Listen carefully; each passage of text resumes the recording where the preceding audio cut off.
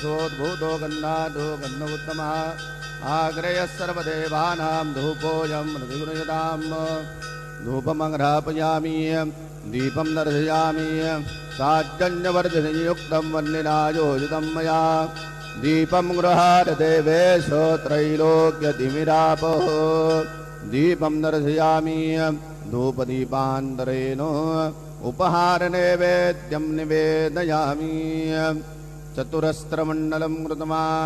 तदुपरि नैवेद्यपात्रनिधायेतो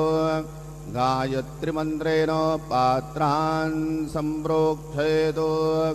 सत्यं वर्तेन वर्गञ्जामि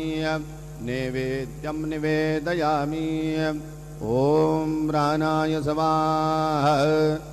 ॐ अपानाय स्वाहा ॐ व्यानाय स्वाहा ॐ उदानाय स्वाहा ॐ समानाय स्वाहा ॐ ब्रह्मणे नमः मध्ये पानीयं समर्पयामि पुनर्नैवेद्यं निवेदयामि ॐ प्राणाय स्वाहा ॐ अपानाय स्वाहा ॐ व्यानाय स्वाहा ॐ उदानाय स्वाहा ॐ समानाय स्वाहा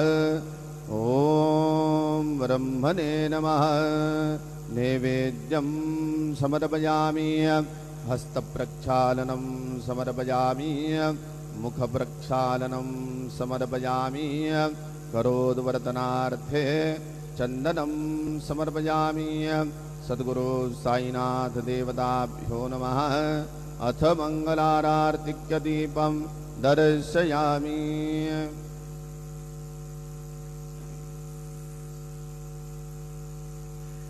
शिरडी माझे पंढरपूर